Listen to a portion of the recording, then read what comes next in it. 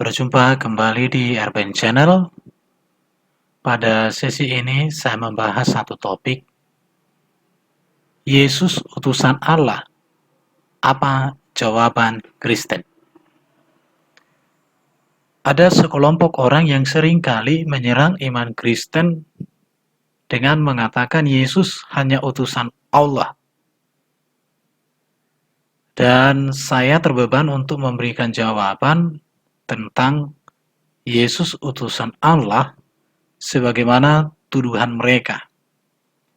Jadi pada sesi ini saya akan memberikan jawaban untuk membungkam mereka-mereka yang seringkali mengatakan bahwa Yesus itu hanya sebagai utusan Allah saja. Saya percaya jawaban ini akan memukul balik mereka dan membuat mereka sadar bahwa pemahaman mereka terlalu cetek, tidak sesuai dengan ajaran Alkitab. Puji Tuhan, di dalam Alkitab Yesus mengakui dirinya sebagai utusan Allah. Matius pasal 10 ayat 40, Barang siapa menyambut kamu, ia menyambut aku. Barang siapa menyambut aku, ia menyambut Dia yang mengutus aku. Jadi Yesus mengakui bahwa ada Allah yang Dia panggil sebagai Bapa yang mengutus dirinya. Dalam Markus pasal 9 ayat 37 juga dikatakan, Siapa menyambut seorang anak seperti ini dalam namaku, ia menyambut aku. Barang siapa menyambut aku, bukan aku yang disambutnya, tetapi Dia yang mengutus aku. Sangat jelas bahwa Yesus mengakui Dia diutus oleh Bapa, diutus oleh Allah. Injil Lukas juga menuliskan di dalam Lukas pasal 10 ayat 16, Barang siapa menolak kamu, ia menolak aku. Dan barang siapa menolak aku, ia menolak Dia yang mengutus aku. Jadi Yesus mengakui bahwa dirinya diutus oleh Allah, diutus oleh Bapa. Tetapi kalau mereka jeli di dalam membaca ayat ini, maka dikatakan siapa yang menolak Yesus, mereka menolak Allah yang mengutusnya. Jadi kalau mereka tidak menerima Yesus sebagaimana Yesus memperkenalkan dirinya, dan mereka tidak menerima Yesus yang memperkenalkan Bapa yang mengutusnya, maka sebenarnya mereka itu menyangkal dan mereka menolak Yesus. Tapi itu urusan mereka. Saya hanya memberikan penjelasan, semoga mereka itu sadar siapa sih Yesus yang diutus oleh Allah dalam iman Kristen berdasarkan kepada ayat Alkitab. Yohanes pasal 5 ayat 30 dikatakan, Aku tidak dapat berbuat apa-apa dari diriku sendiri. Aku menghakimi sesuai dengan apa yang aku dengar, dan penghakimanku itu adil, sebab aku tidak menuruti kehendakku sendiri, melainkan kehendak Dia yang mengutus aku. Dari 4 ayat ini sangat jelas Yesus mengakui bahwa Dia sebagai utusan. Tetapi Dia utusan Allah yang unik, yang memiliki keutamaan yang akan saya jelaskan dalam video ini. Harap Bapak Ibu mengikuti sampai selesai supaya apa yang saya paparkan ini benar-benar kita mengerti bersama-sama, sehingga mereka-mereka yang sering menuduh bahwa Yesus hanya utusan itu mereka sadar. Itu tujuan saya.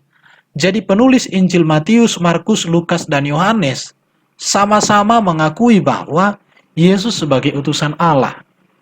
Itu sangat jelas. Dan orang Kristen kita pun harus mengakui bahwa Yesus itu utusan Allah. Karena Yesus sendiri mengakui demikian. Ada banyak ayat-ayat di dalam kitab Injil, tetapi saya tidak mengutipkan semuanya. Bapak Ibu bisa mencarinya. Puji nama Tuhan. Baru ada lagi pengakuan bahwa Yesus utusan Allah seperti yang dikatakan oleh Nikodemus, seorang ahli Taurat yang datang kepada Yesus. Dituliskan di dalam Yohanes pasal 3 ayat 2, Engkau datang sebagai guru yang diutus Allah, sebab tidak ada seorang pun yang dapat mengadakan tanda-tanda yang engkau adakan itu, jika Allah tidak menyertainya. Perhatikan di sini pernyataan dari seorang Nikodemus, seorang ahli Taurat. Guru yang diutus oleh Allah, sebab tidak ada seorang pun yang dapat mengadakan tanda-tanda yang kau adakan itu, jika Allah tidak menyertainya.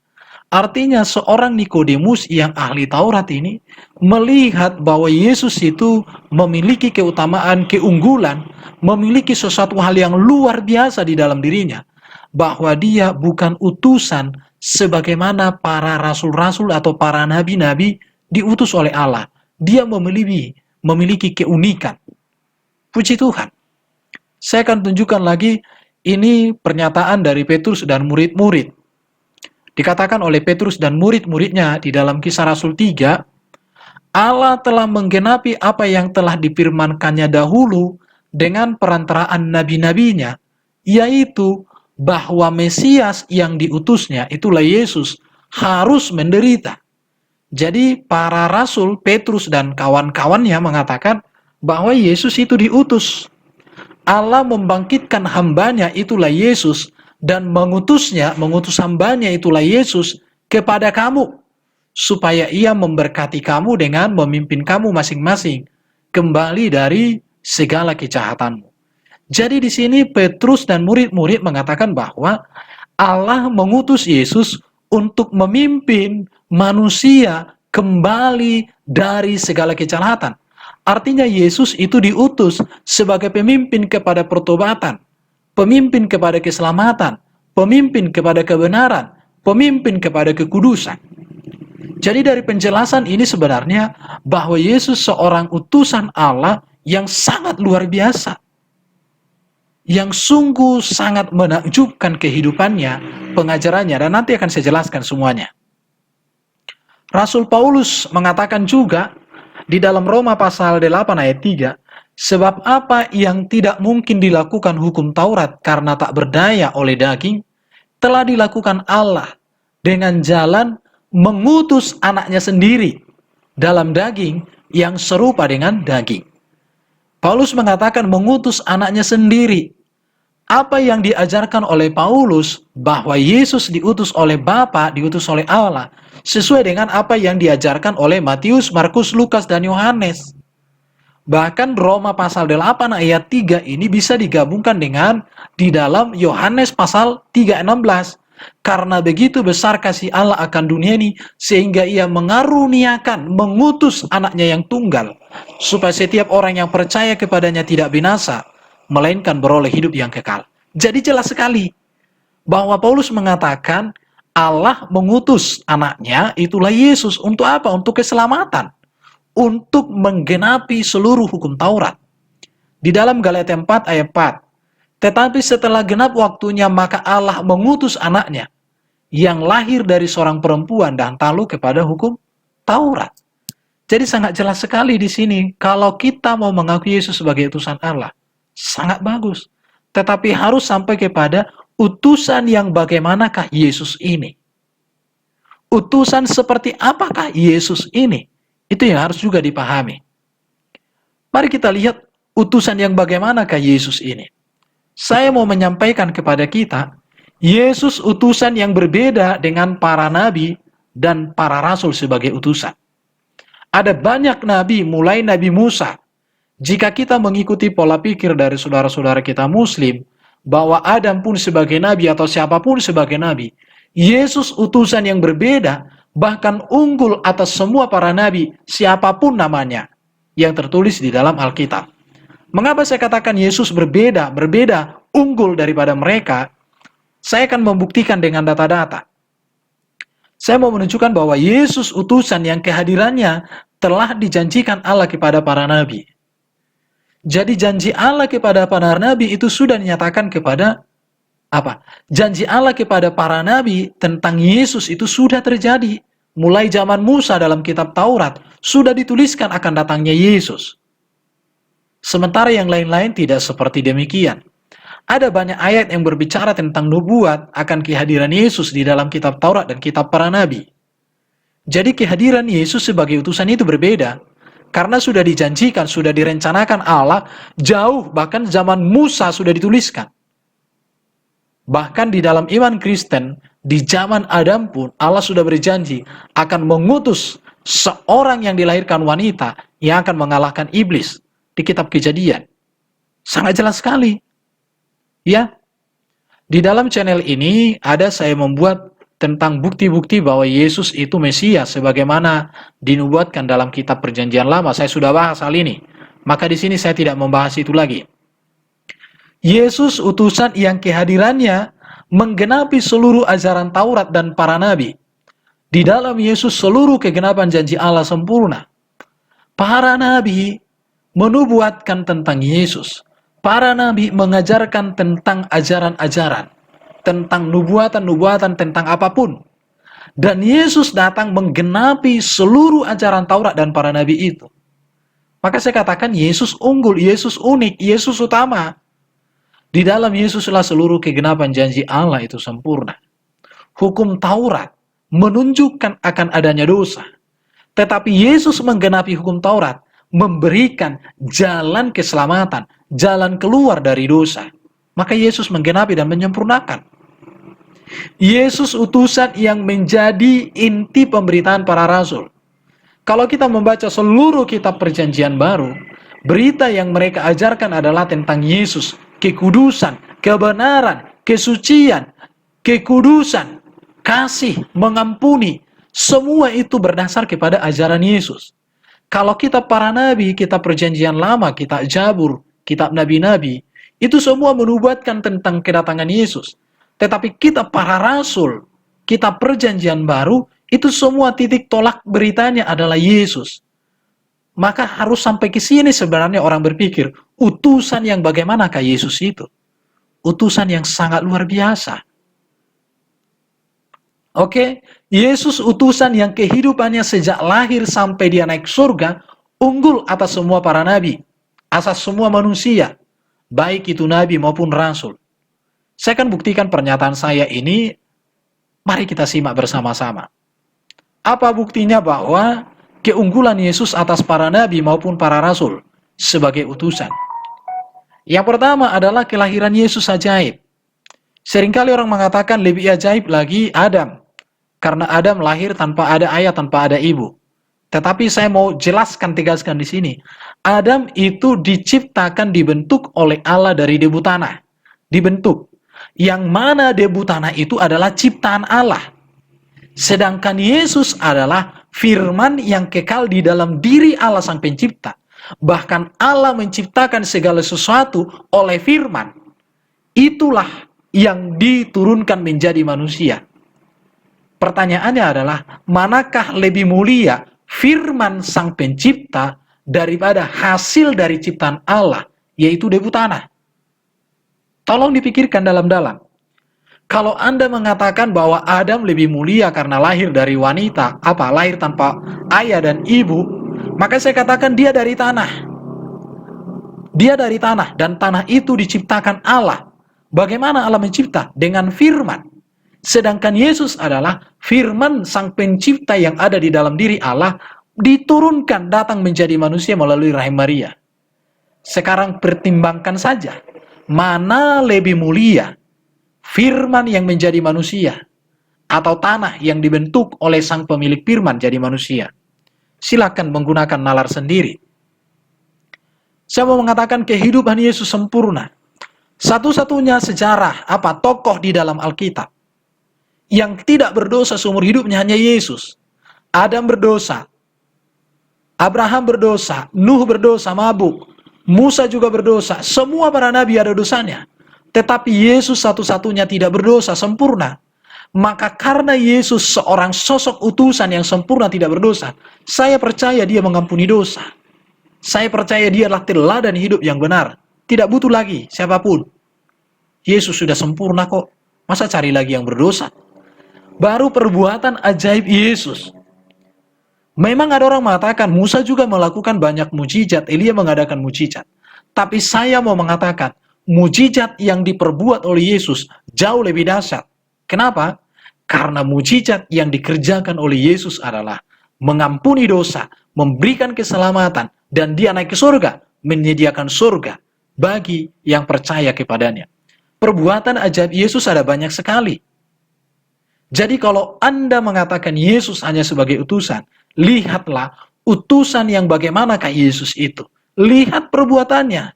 Yang buta melihat, lumpuh berjalan, tuli mendengar, bisu berbicara, kerasukan setan diusir setannya, yang mati dihidupkan. Dan yang paling dahsyat lagi, orang yang mati oleh karena dosa, yang harusnya masuk neraka, dipanggil, disediakan jalan, diberikan anugerah untuk masuk surga. Adakah para nabi yang seperti itu? Adakah utusan yang seperti itu? Pikirkan, renungkan kebenaran ini. Baru pengajarannya sempurna. Pengajaran Yesus tentang norma etika dan moral sangat tinggi banget. Tidak boleh selingkuh, tidak boleh berzina, tidak boleh poligami, tidak boleh membunuh, tidak boleh perang.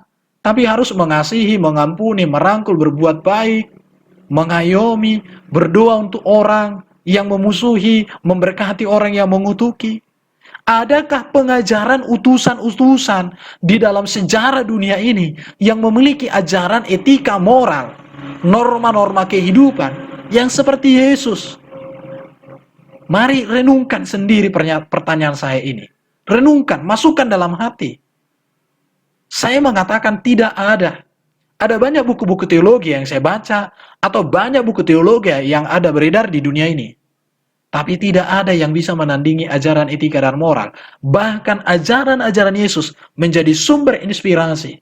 Ajaran etika moral Yesus menjadi patokan dalam segala tulisan-tulisan mereka. Pengajaran Yesus itu sempurna. Kenapa saya katakan pengajaran sempurna? Baik tentang Allah. Ajaran yang sangat sempurna memperkenalkan Allah kepada manusia adalah Yesus.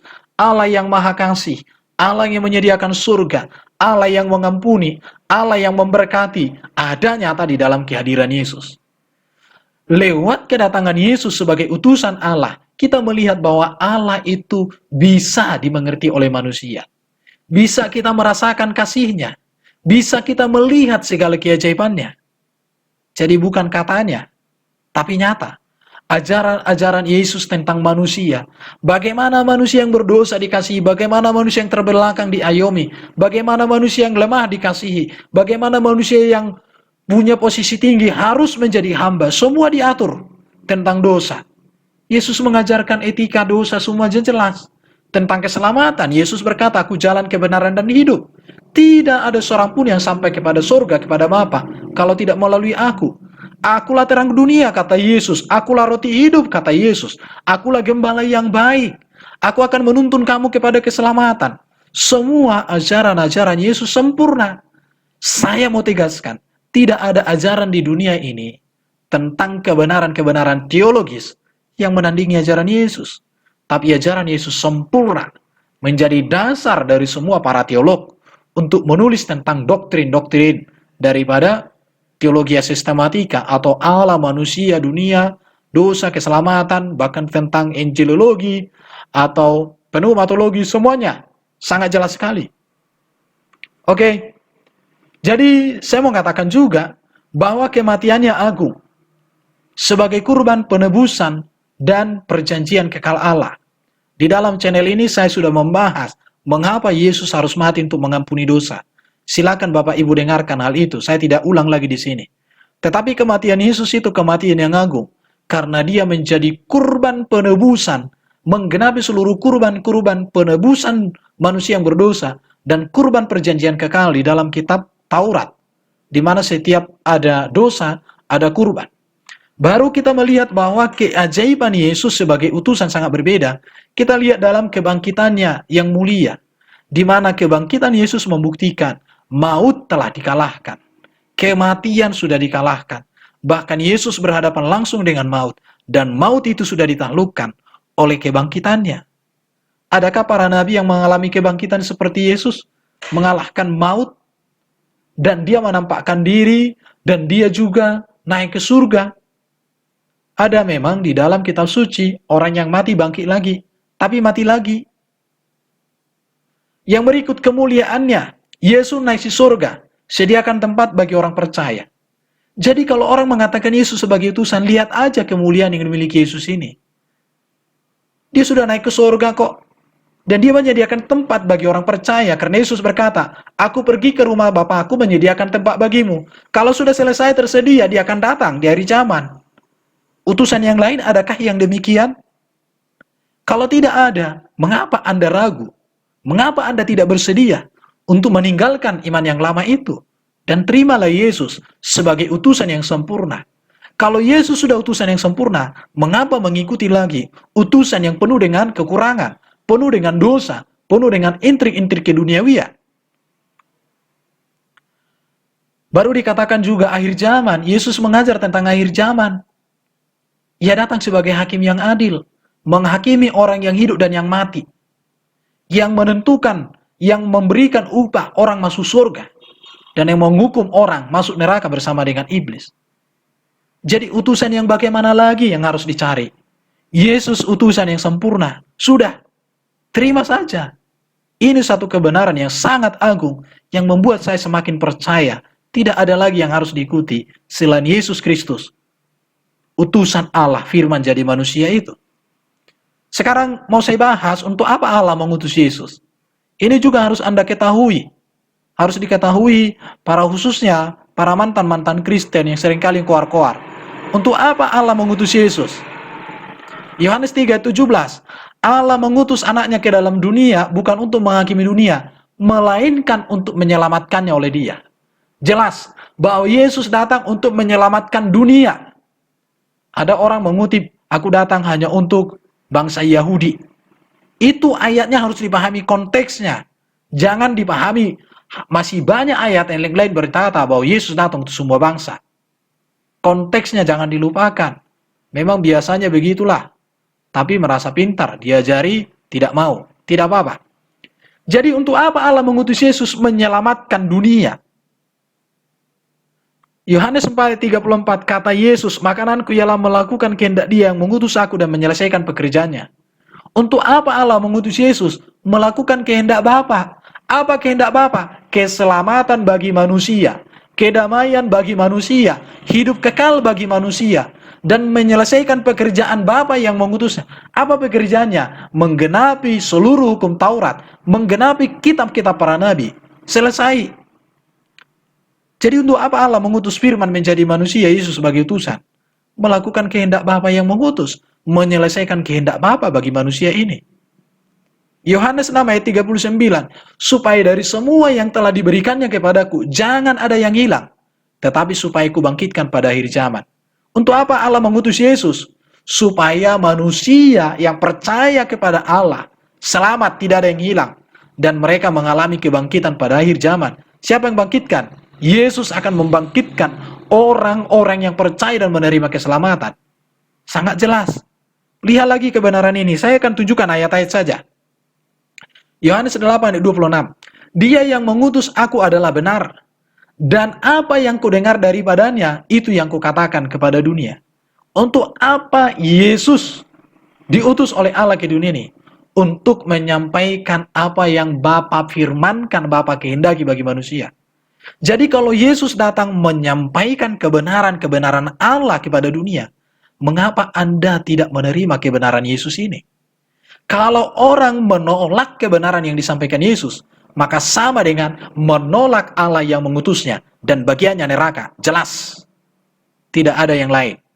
Jadi terima saja. Kau usah repot-repot, Yesus utusan-utusan.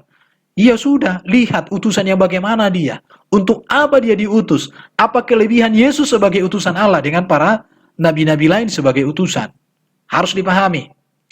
Dikatakan Yohanes 12:49, sebab aku berkata-kata bukan dari diriku sendiri, tetapi Bapa yang mengutus aku. Dialah yang memerintahkan aku untuk mengatakan apa yang harus aku katakan dan aku sampaikan. Saya sudah jelaskan di dalam bagian tadi di atas. Dialah yang memerintahkan aku untuk mengatakan apa yang harus aku katakan. Jadi seluruh pernyataan-pernyataan Yesus, pengajaran-pengajaran Yesus, teladan hidup Yesus, itu semua kehendak Bapa. Oleh karena itu terima saja. Akui saja, buka hati, buka pikiran. Jangan ngeyel terus. Mari baca lagi di sini, Yohanes 17:8. Segala firman yang kau sampaikan kepada aku telah kusampaikan kepada mereka, dan mereka telah menerima. Untuk apa Allah mengutus Yesus? menyampaikan segala kehendak Bapa, firman. Ya sudah, kalau dia menyampaikan segala kebenaran Allah, terima. Apa yang Yesus katakan? Aku jalan kebenaran dan hidup. Aku menjamin kamu masuk surga. Aku terang dunia. Terima saja. Kenapa ngeyel? Galatia 4 ayat 5. Ia diutus untuk menebus mereka yang takluk kepada hukum Taurat supaya kita diterima menjadi anak. Allah mengutus Yesus firman menjadi manusia untuk menebus. Makanya Yesus dikatakan sebagai anak domba Allah. Anak domba Allah artinya Yesus menggenapi seluruh kurban-kurban penebusan dan kurban perjanjian keselamatan yang terjadi pada zaman para nabi, zaman kita perjanjian lama. Supaya kita diterima menjadi anak. Artinya, tanpa penebusan Yesus, maka orang tidak bisa menjadi anak. Anak di sini apa? Menjadi ahli waris kerajaan surga. Jadi kalau orang menolak Yesus, maaf saja, Anda tidak bisa masuk surga. Kenapa? Karena Allah sudah memberikan jalannya, Anda menolak. Ya sama aja Anda menolak Allah. Orang dikasih jalan gak mau, ya bikin jalan sendiri, masuk neraka. 1 Yohanes 4 ayat 9. Allah telah mengutus anaknya yang tunggal. Sama dengan Yohanes pasal 3. Dengan Yohanes dikatakan, karena begitu besar kasih Allah akan dunia ini, sehingga ia mengaruniakan anak yang tunggal. Allah telah mengutus anaknya yang tunggal ke dalam dunia, supaya kita hidup olehnya. Hidup oleh firman yang diutus menjadi manusia, yang disebut sebagai anak Allah. Anak Allah di sini bukan makna biologis, tapi sebutan istilah. Karena Yesus berasal dari Allah, firman menjadi manusia, dia disebut sebagai anak Allah. Di dalam video ini, di dalam channel ini sudah pernah saya membahas mengapa orang Kristen menyebut Yesus sebagai anak Allah. Silakan Bapak Ibu tonton. Boleh dilihat. Oke, sangat jelas. 1 Yohanes 4 ayat 10. Allah telah mengasihi kita dan telah mengutus anaknya sebagai pendamai bagi dosa-dosa kita. Ya, jadi Allah mengutus firman menjadi manusia yang disebut sebagai anak tunggal Allah itu sebagai pendamai bagi dosa-dosa kita. Kenapa? Karena di dalam Yesus ada penebusan. Di dalam Yesus kita diambil, kita ditarik kembali untuk menjadi ahli waris kerajaan surga. Oke, 1 Yohanes 4 ayat 14 dikatakan, kami telah menerima dan bersaksi bahwa Bapa telah mengutus anaknya menjadi juru selamat dunia. Orang yang mengatakan Yesus itu hanya untuk orang Israel, dia hanya melihat Alkitab di ayat itu saja.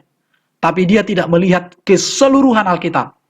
1 Yohanes pasal 4 ayat 14 jelas mengatakan, menjadi juru selamat yang membawa orang kepada keselamatan, kebenaran, kepada hidup kekal. Itulah tujuan Allah mengutus firman menjadi manusia, itulah Yesus sendiri. Sangat jelas sekali. Sekarang, setelah Anda mendengarkan siapa Yesus sebagai utusan Allah, sekarang saya mau katakan, bagaimana sikap manusia kepada Yesus, sang utusan Allah ini? Bagaimana sikap? Mari lihat, yang pertama dikatakan, Yohanes 5, 23-24. Barang siapa tidak menghormati anak, tidak menghormati Yesus, ia tidak menghormati Bapa yang mengutusnya. Dan barang siapa mendengar perkataan Yesus, perkataanku, dan percaya kepada dia yang mengutus aku, ia mempunyai hidup kekal dan tidak turut dihukum, sebab ia sudah pindah dari maut ke dalam hidup. Sikap manusia kepada Yesus seharusnya adalah memberikan hormat, mendengarkan perkataan-perkataan Yesus. Dan siapa yang menghormati Yesus, menghormati Bapa. Siapa yang mendengarkan Yesus, mendengarkan Bapa yang mengutusnya. Dan kalau orang itu menghormati dan mendengarkan Yesus, maka dia memiliki hidup kekal, tidak akan dihukum di neraka.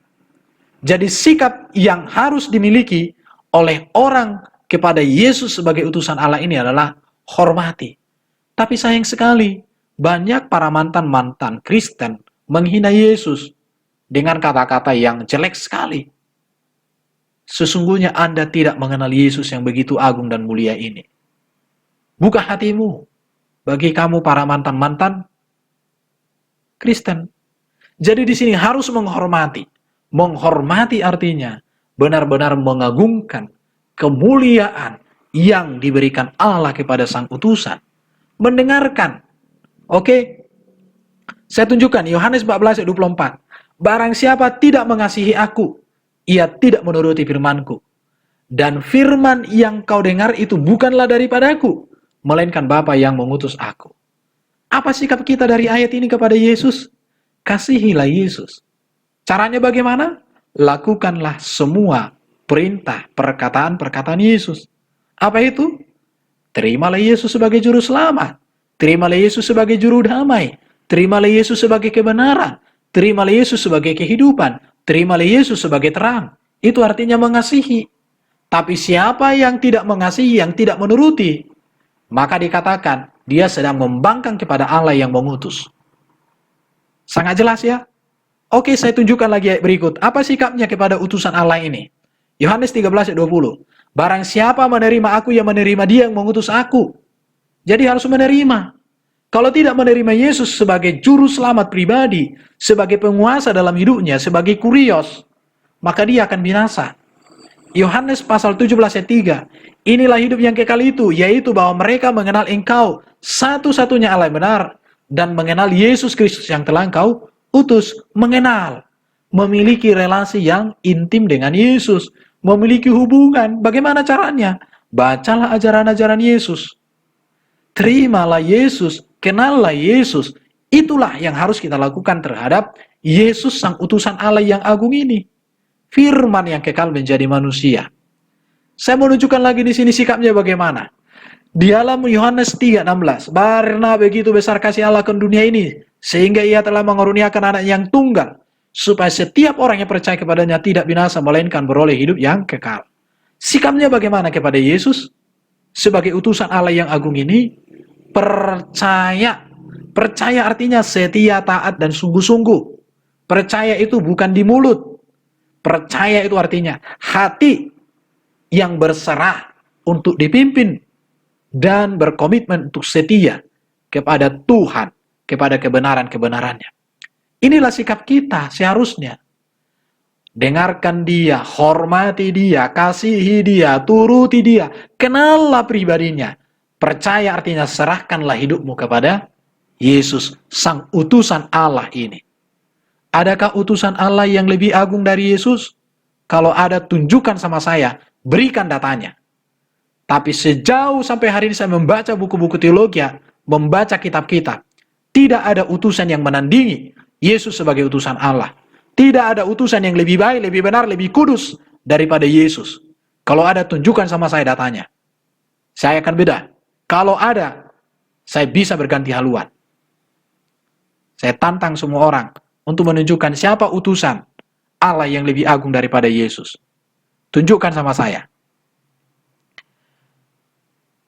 Keselamatan disediakan dan dijamin oleh Allah di dalam Yesus sang utusan Allah. Mari kita lihat ayat-ayat ini. Yesus Kristus adalah sang firman. Silakan baca Yohanes pasal 1 ayat 1 sampai 3 dan 14. Di dalam channel ini saya sudah membahas ayat ini. Silakan Bapak Ibu mendengarkan, boleh memutar dicari tentang Yohanes pasal 1 ini. Jadi Yesus Kristus adalah firman Allah yang menjadi manusia. Ia menerima tugas sebagai utusan untuk misi keselamatan bagi umat manusia. Jadi di dalam Yesuslah, di dalam sang firman yang menjadi manusia, misi keselamatan bagi manusia sudah sempurna Allah sediakan, Allah kerjakan. Yesus Kristus firman menjadi manusia diutus Bapa, datang ke dunia dalam daging, firman inkarnasi jadi manusia, untuk melakukan misi penyelamatan bagi dunia, bukan hanya bangsa Israel, tapi bagi dunia. Sama sekali ini tidak mengecualikan hakikat Yesus Kristus, sang firman Allah yang menjadi manusia. Di dalam kehadiran sang firman jadi manusia, kita melihat kemuliaan, kita melihat rencana, kita melihat rancangan Allah yang sempurna dan agung dan luar biasa. Oke, keselamatan disediakan dan dijamin oleh Allah di dalam sang firman yang menjadi manusia, itulah Yesus sang utusannya. Kisah Rasul 4:12. Dan keselamatan tidak ada di dalam siapapun juga selain di dalam Dia, di dalam Yesus. Sebab di bawah kolong langit ini tidak ada nama lain yang diberikan kepada manusia yang olehnya kita diselamatkan. Sangat jelas, sangat tegas bahwa keselamatan dijamin oleh Allah melalui firman yang menjadi manusia. Itulah yang disebut sebagai utusan Allah, Yesus Kristus. Di dalam Dia keselamatan. Yang berikut 1 Yohanes 5 ayat 11-12. Allah telah mengaruniakan hidup yang kekal kepada kita, dan hidup itu ada di dalam anaknya, di dalam Yesus. Barang siapa memiliki Yesus, ia memiliki hidup. Barang siapa tidak memiliki Yesus, ia tidak memiliki hidup. Artinya binasalah kau di neraka selama-lamanya. Jadi sangat jelas keselamatan dijamin oleh Allah di dalam firman yang menjadi manusia yang disebut sebagai utusan Allah. Firman diutus menjadi manusia. Yohanes 3:16. Karena begitu besar kasih Allah akan dunia ini, sehingga ia telah mengaruniakan anaknya yang tunggal, supaya setiap orang yang percaya kepadanya tidak binasa, melainkan beroleh hidup yang kekal. Jelas sekali bahwa di dalam Yesus keselamatan, hidup kekal terjamin. Pikirkan, pertimbangkan sekarang. Tinggalkan segala sesuatu yang tidak pasti. Terimalah Yesus sang utusan Allah yang sudah pasti dia datang dari Allah dan membawa kita bersatu dengan Allah di kerajaan surga kekal. Haleluya. Yohanes 3:36. Barang siapa percaya kepada anak, ia beroleh hidup yang kekal. Barang siapa percaya kepada Yesus, ia beroleh hidup yang kekal. Tetapi barang siapa tidak taat kepada Yesus, ia tidak akan melihat hidup, melainkan murka Allah tetap ada di atasnya. Jadi orang yang tidak percaya kepada Yesus sebagai utusan Allah, firman menjadi manusia, neraka, hukuman Allah ada di atas kehidupannya. Inilah kebenaran. Jadi Allah mengutus Yesus untuk menyatakan kasih. Sekarang maukah Anda menerima dia? Maukah Anda percaya kepada dia? Maukah Anda membuka hati? Yang sudah percaya dan sudah menerima, beritakan kebenaran ini. Jangan takut. Ceritakanlah Yesus. Mau dibilang ke utusan Allah terserah. Tetapi yang jelas, Yesus utusan Allah yang sangat mulia, yang sangat agung, dan sangat luar biasa sekali. Dan tidak ada utusan di dunia ini yang bisa menandingi siapa Yesus sebagai utusan Allah ini. Oke, saya akan tunjukkan lagi ayat. Ibrani pasal 7 ayat 25. Karena itu ia sanggup juga menyelamatkan dengan sempurna semua orang yang oleh Yesus datang kepada Allah. Jadi siapapun yang datang kepada Allah melalui Yesus, Yesus sanggup memberikan keselamatan. Sebab ia hidup untuk menjadi pengantara mereka. Yesus di surga menjadi pengantara kita. Maka Yesus katakan, aku jalan ke surga. Wow, luar biasa kebenaran Tuhan ini. Yohanes 6:40. Sebab inilah kehendak Bapakku, yaitu supaya setiap orang yang melihat anak dan percaya kepadanya beroleh hidup kekal. Dan supaya aku membangkitkannya pada akhir zaman. Jelas. Siapa Yesus utusan Allah ini? Yesus utusan Allah. Setiap orang yang melihat dia dan percaya kepadanya beroleh hidup yang kekal. Dan akan dibangkitkan pada akhir zaman. Yohanes 6 ayat 46-47. Hanya dia yang datang dari Allah, dialah yang telah melihat Allah. Aku berkata kepadamu, sesungguhnya barang siapa percaya, ia mempunyai hidup yang kekal. Jelas sekali ya, percaya kepada Yesus memperoleh hidup kekal. Jadi jangan lagi takut, jangan lagi ragu, jangan lagi bimbang. Terimalah Yesus ini. Kalau orang bilang Yesus hanya utusan, terserah dia. Tapi lihatlah, utusan yang bagaimanakah Yesus kita ini. Yohanes 11 ayat 25-26. Akulah kebangkitan dan hidup. Barang siapa percaya kepadaku, ia hidup walaupun ia sudah mati. Orang yang percaya kepada Yesus, kalaupun mati jiwa raga kita, tapi kita hidup, roh kita hidup, kita dimuliakan oleh Allah, dimuliakan oleh Yesus. Setiap orang yang hidup dan yang percaya kepadaku, tidak akan mati selama-lamanya. Perhatikan ini ya. Akulah kebangkitan dan hidup, barang siapa percaya kepadaku, ia akan hidup walaupun sudah mati. Orang yang hidup dan yang percaya kepadaku tidak akan mati selama-lamanya. Kematian itu sementara. Kenapa? Karena ada kebangkitan. Yesus datang di akhir zaman membangkitkan kita. Dibawa kita masuk surga. Adakah utusan yang memiliki kuasa seperti ini? Wow, sangat luar biasa. Yesus berkata Matius 28:18. Kepadaku telah diberikan segala kuasa di surga di bumi. Dalam Filipi dikatakan, Allah sangat meninggikan dia dan memberikan nama di atas segala nama kepadanya. Haleluya! Jangan ragu, percayalah bahwa Yesus sangat luar biasa, sangat indah bersamanya. Yohanes 12 ayat 46. Aku telah datang ke dalam dunia sebagai terang, supaya setiap orang yang percaya kepadaku jangan tinggal dalam kegelapan.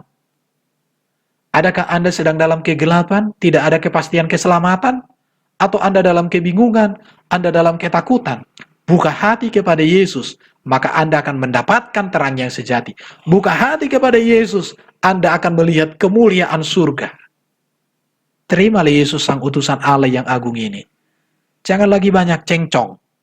Puji Tuhan. Kisah Rasul 4 ayat 12. Dan keselamatan tidak ada di dalam siapapun juga selain di dalam Dia. Sebab di bawah kolong langit ini tidak ada nama lain yang diberikan kepada manusia yang olehnya kita dapat diselamatkan. Keselamatan tersedia dan terjamin di dalam Yesus sang utusannya. Buka hati, buka hati, buka hati. Terimalah dan katakan, Ya Allah yang hidup, aku menerima keselamatan yang kau berikan di dalam Yesus, firman-Mu yang kau utus menjadi manusia. Kubuka hatiku saat ini juga. Terimalah aku dan diamlah dalam hidupku. Berkuasalah Roh Kudus atasku. Aku mau setia, aku mau mengenal, dan aku mau membaca kitab suci untuk mengenal Engkau secara pribadi. Katakan saja dan cari Alkitab. Kalau tidak punya Alkitab, silakan cari di Google. Banyak di situ Alkitab elektronik. Ya, puji Tuhan. Saya mau katakan, Yesus utusan Allah. Di dalam Dialah segala kehendak dan rencana Allah sudah sempurna. Percaya dan terimalah Dia sebagai penguasa, sebagai kurios dan juru selamat kehidupan. Puji Tuhan. Bagi yang sudah percaya kepada Yesus, pahami kebenaran ini dan bagikan kepada semua orang. Bagi yang belum percaya kepada Yesus mendengar video ini, pikirkan, renungkan, buka hatimu, izinkan Roh Kudus berbicara. Keselamatan terjadi atasmu dan seisi rumahmu, dan kamu pun bisa dipakai Tuhan menjadi alat untuk membawa berita keselamatan kepada bangsa-bangsa, kepada keluargamu, kepada siapapun. Tuhan memberkati kita semua.